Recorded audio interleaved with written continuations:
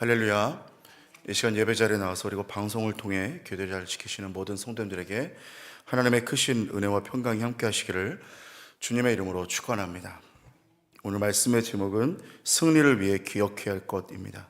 승리를 위해 기억해야 할 것입니다. 오늘의 본문은 9장을 이어서 지속적으로 말씀을 주고 계시는데요. 9장에서는 이웃 원수 나라들에 대해서 심판에 대해 명령을 하시고 예수 그리스도의 오심과 다스림을 말씀했다면, 오늘은 이제 앞으로 오시는 예수 그리스도, 앞으로 오실 그리고 행하실 그리고 포로기에서 완전하게 돌아올 것에 대해서 말씀을 하고 계십니다. 유다 백성들은 바벨론 포로기를 지나서 포로기환을 하는데 1차, 2차, 3차에 각각 포로기환을 하게 됩니다. 2차에는 학사 에스라를 통해서 포로기환을 하게 되고, 그리고 3차에는 느헤미야를 통해서 인솔하게 됩니다. 지금은 어느 시점이냐면 1차 포로기환이 이루어진, 이제 그 1차 포로기환만 이루어진 그러한 시점인데, 그런 것을 우리가 고려해 볼 때 하나님께서는 지금 이제 2차와 3차에 이어서 지속적으로 하나님께서 구원을 이루실 것에 대해서 전제를 걸고 말씀을 하고 계십니다. 오늘 말씀을 보면은 이러한 전제가 있는데, 내가 너희들이 이렇게 하면 내가 너희에게 승리를 줄 것이고 구원을 베풀겠다, 이러한 전제가 걸려 있습니다. 그렇다면 오늘 유다 백성들이 회복하고 또 완전한 승리를 얻기 위해서, 또 풍성한 복을 누리기 위해서 유다 백성들이 기억하고 행해야 될 것은 무엇이겠는지 보고, 또한 오늘날 우리에게도 동일하게 적용하면서 함께 은혜의 말씀을 나눌 수 있기를 소원합니다. 첫 번째로는 헛된 것을 의지하지 말라는 것입니다. 헛된 것을 의지하지 말라는 것입니다. 본문의 1절과 2절에 보면 이렇게 말씀을 하는데요. 봄비가 올 때에 여호와 곧 구름을 일게 하시는 여호와께 비를 구하라. 무리에게 소낙비를 내려서 밭의 채소를 각 사람에게 주시리라. 드라빔들은 허탄한 것을 말하며 복술자는 진실하지 않은 것을 보고 거짓 꿈을 말한즉 그 위로가 헛됨으로 백성들이 양같이 우려하며 목자가 없으므로 공고를 당하나니, 라고 말씀을 하고 있습니다. 오늘 1절과 2절의 말씀을 보니까 두 가지의 어떤 키워드가 등장을 하는데, 먼저 보면은 비라는 단어가 하나가 등장을 합니다. 비입니다. 이스라엘 백성들이 우상을 의지한 아주 주요 이유 중에 하나가 지속적으로 무엇이었느냐면 바로 비였습니다. 이스라엘 백성들이 광야 생활을 마치고 가나안에 정착하기 전에 하늘에서 꾸준히 내리던 만나 메추라기가 멈췄습니다. 그리고 나서 이들에게 농사는 아주 중요한 업이 되었습니다. 그렇다면 이들에게 이때부터 쭉 따라다니던 바알과 아세라 우상은 어떤 우상이었겠습니까? 그것은 바로 비를 내리고 풍요를 지고 그리고 또 농사를 짓게, 성공적으로 짓게 할 수 있는 그러한 우상을 얘기를 하는 것이죠. 그래서 이 비라는 것은 이들에게 굉장히 중요한 부분이었습니다. 그래서 우리가 우상에 대해서 특징을 한번 생각해 본다면, 우상은 왜 만드는가? 내가 풍요롭기 위해서 우상을 만든다. 내가 잘 먹고 잘 살기 위해서, 내가 좀 더 풍요롭기 위해서 우상이 세워지는 것이 바로 우상이라는 것이죠. 자, 또 한 가지, 우리가 한 가지 더 키워드를 보자면 드라빔과 복술자라는 단어를 보게 되는데, 일단 우리가 드라빔이라고 하면은 우리가 구약에서 라헬이라 하는 야곱의 아내가 가지고 있던 우상을 생각하죠. 라반의 그 집에서 도망쳐 나올 때 야곱의 아내 라헬이 몰래 숨겨서 나온 그것이 바로 드라빔이었습니다. 이 우상은 수호신처럼 가지고 있으면 복을 주고 지켜주고 이런 그 일을 하는 것이 바로 드라빔이었고요. 그리고 보니까 복술자라는 말이 있는데, 이 복술자는 말 그대로 점을 쳐서 인간에게 복을 주는 그러한, 쉽게 얘기하면 점쟁이 같은, 무당 같은 역할을 하는 것이었습니다. 구약에 보면 사울이 전투를 앞두고 점치는 자를 찾아가서 사무엘을 불러달라 요청을 하는데, 이유가 무엇이었냐면 옴님으로도 둠밈으로도 선지자로서도 아무 말씀으로도 하나님이 말씀하지 않으시니까 사울이 그러한 잘못을 저지르는 모습을 보게 됩니다.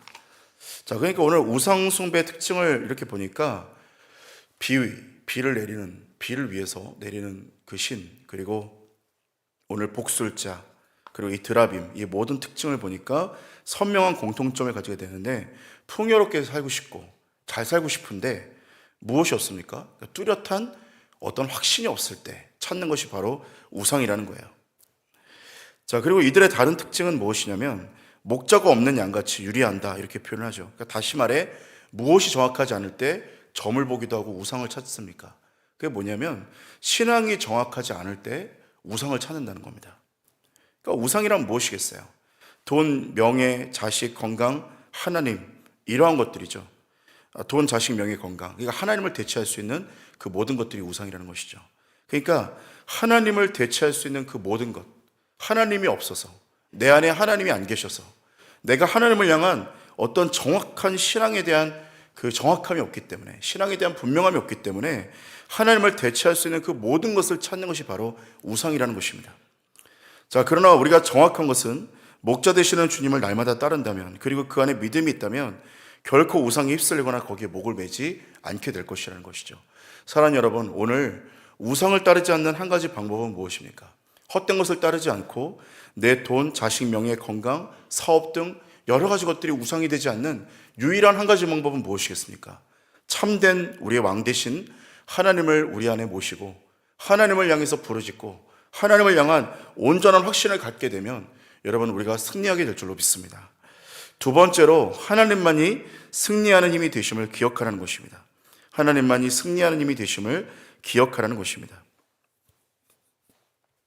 본문의 4절과 5절에 보니까 이렇게 말하는데, 모퉁이 돌이 그에게서, 말뚝이 그에게서, 싸우는 활이 그에게서, 권세 잡은 자가 다 일제히 그에게서 나와서 싸울 때에 용사같이 거리의 진흙 중에 원수를 밟을 것이라. 여호와가 그들과 함께 한즉 그들이 싸워 말탄 자들을 부끄럽게 하리라 말씀을 하고 있습니다. 5절의 말씀을 보니까 말탄 자들을 부끄럽게 하리라 이렇게 말씀을 하고 있습니다. 사실 이스라엘 백성들을 끊임없이 유혹하고 끊임없이 이스라엘 백성들을 힘들게 했던 것은 무엇이냐면 말과 병거입니다. 예를 들어서 애굽의 말과 병거에 대해서 끊임없이 원조를 요청했고 그것이 우리를 도와줄 것이다 이렇게 생각을 했습니다. 왜냐하면 이들에게는, 이스라엘 백성들은 말과 병거가 이들에게 있는 약점이었고요. 그리고 말과 병거는 어떤 권력과 힘과 전투력의 상징이었기 때문에 애굽의 그 말과 병거만 있다면 이들은 굉장히 좋을 수 있을 것이다 생각을 했던 것이죠. 근데 우리가 잘 알다시피 애굽은 바벨론과의 갈그미스 전투에서 패배하게 되고 애굽은 이제 강대국이라는 타이틀에서 점점 약소국으로 변하게 됩니다. 자, 이스라엘에게 약했던 부분이었던 병거와 말의 부분도 결국에 이 애굽도 결국은 패하게 된다는 거예요. 그러면 예상외로 정말 강함은 어디서 시작이 되는가? 오늘 4절에 보니까 이렇게 말씀하죠. 모퉁이 돌, 말뚝, 그리고 싸우는 활, 권세 잡은 자, 이 모든 것들이 다 우리 하나님으로부터 나왔다는 것을 말씀하고 있습니다. 실제로 우리가 예를 들어 여기서 말하는 모퉁이 돌은 무엇입니까? 건축할 때 주춧돌이 되는 것을 얘기하는 거죠. 기본을 얘기하는 것인데, 다시 말하면 오늘 이 모퉁이 돌이 있어야 건축이 제대로 이루어지는 그 돌의 역할을 한다는 겁니다. 예전에 우리가 죄에 대해서 첫 단추를 잘못 끼는 것이다 이렇게 말씀을 나누는데, 이것은 첫 단추를, 모퉁이 돌이 있다는 것은 첫 단추를 제대로 끼고 시작을 한다는 것을 볼 수 있게 되는 것이죠. 사랑하는 여러분, 오늘 이 모퉁이 돌이 누구십니까? 바로 예수 그리스도이신 줄로 믿습니다. CCC의 김준곤 목사님께서는 늘 백문일답을 많은 CCC 청년들과 함께 나누었는데 이런 겁니다. 백문일답이라는 게 100가지의 질문을 하는 겁니다. 예를 들어서 이 민족의 소망이 누구십니까? 그러면 회중들이 전부 다 같이 예수 그리스도 이렇게 외치고, 그리고 그 외에 우리의 개인의 소망은 누구십니까? 그러면 정답도 예수 그리스도입니다. 이렇게 100가지를 질문하는 거예요. 비슷한 질문을. 유사하게 100가지 질문을 던지지만 그 무엇을 얘기해도 오로지 대답은 한 가지, 예수 그리스도밖에 없다라는 거예요. 여러분, 오늘 하루를 말씀으로 시작한다면 우리에게 말과 병거 없더라도 첫 단추를 잘 끼우신 것이고, 이 복된 주일은 예배를 드리고 은혜 받기 위해서 성전에서 예배를 드리기 시작한다면 그것 또한 첫 단추를 잘 끼우고 계시는 것이고, 성령의 능력 안에 거하고 계신다면 우리는 인생의 첫 단추를 잘 끼우게 된 것인 줄로 믿습니다. 오직 우상이 아니라, 드라빔이 아니라, 복술자가 아니라, 어떠한 다른 말과 병거가 아니라, 또 내리는 비가 아니라 오직 예수 그리스도 안에 능력과 소망이 있음을 믿는 저와 여러분 되기를 주의 이름으로 축원합니다. 마지막 세 번째로는 영적인 회복이 가장 중요하다는 사실입니다. 영적인 회복이 가장 중요하다는 사실입니다. 오늘 12절의 말씀 보니까 이렇게 말씀하는데요. 내가 그들로 나 여호와를 의지하여 견고하게 하리니 그들이 내 이름을 행하리라. 나 여호와의 말이니라 라고 말씀을 하고 있습니다. 자, 최고의 회복은 무엇이겠습니까? 사실은 어떤 성전이 건축되는 현장도 회복이 아니었습니다. 물론 스가랴 말씀이 성전의 건축에 대해서 첫 번째로는 권면하는 말씀이었지만 사실은 성전 건축마저도 회복은 아니었습니다. 중세시대에 보면 로마 카톨릭도 그 성전 짓기 위해서 구원을 돈으로 살 수 있다고 말하면서 회종들을 섬기고 성도들을 섬기고 무리하게 성전 건축을 해내갔는데 그 성전 건축 된다고 해서 정말 회복이 됐겠습니까? 영적으로는 정말 피폐해지고 육적인 성전 건축만 회복이 됐다는 거죠. 그러니까 단순히 성전 건축만도 완전한 회복은 아니라는 거예요. 그러면 진짜 최고의 회복은 무엇이냐면 여기서 우리가 보면 포로 기한이 마무리되고 나서 에스라 학사가 말씀을 선포하는데 많은 그 이스라엘 백성들이 함께 모여서 눈물 흘리고 회개하며 하나님 앞에 죄를 자복하고 하나님 말씀을 듣고 하나님의 관계가 다시 회복되었음을 볼 수 있었다는 것입니다. 그러니까 사실 최고의 회복은 하나님과의 영적인 관계 회복이 바로 최고의 회복이라는 것을 말씀을 하는 것이죠. 여러분 보십시오. 오늘 그것을 위해서 하나님이 모든 일을 이루셨다는 겁니다. 바벨론의 포로에서 이들이 돌아왔는데 9절에 보니까 그들이 먼 곳에서 나를 기억하고 살아서 그들의 자녀들과 함께 돌아올 것이다 이렇게 말씀합니다. 페르시아 고레스 왕의 칙령에 따라서 복귀를 하기 시작하는데 이것은 사실 신앙의 눈이 아니면 도대체가 이해가 될 수 없는 포로 기한이죠. 도대체 그냥 고레스 왕이 그냥 뚱딴지 같이 그냥 이들에게 너희들 그냥 있던 땅으로 돌아가고 성전을 재건해라. 너희들이 있던 모든 것들 이제 원상태로 다시 다 복귀하고 돌아가라. 이렇게 갑자기 얘기를 하는 겁니다. 여러분 그리고 11절에 보면 이렇게 말하는데 고난의 바다를 지나갈 때 바다의 깊은 곳이 마르고 아수르의 교만이 낮아지고 애굽의 규가 없어지겠다 이렇게 말하고 있어요. 여러분 이것은 우리가 무엇을 연상할 수 있습니까? 홍해를 가르시고 출애굽을 허락하셨던 바로 그 현장을 우리가 기억할 수 있게 된다는 거죠. 또한 십자가의 기적과 은혜로서 우리에게 영생을 주시고 우리를 자유케 하셨던 그러한 현장도 있었습니다. 홍해 사건, 바벨론에서 포로 귀환하는 사건, 그리고 십자가의 기적의 사건, 이 모든 일에는 이유가 무엇입니까? 모든 기적에는 사실 그냥 있는 법은 없습니다. 다 왜 그렇게 하셨을까? 거기에는 반드시 이유와 목적이 있다는 거예요. 왜 기적을 주십니까? 우리의 인생 가운데 하나님께서 기적을 베푸시는 이유가 무엇입니까? 그 이유는 무엇이었냐면 오로지 한 가지입니다. 사랑하는 하나님의 백성들의 영적인 회복을 위함이었다는 거예요.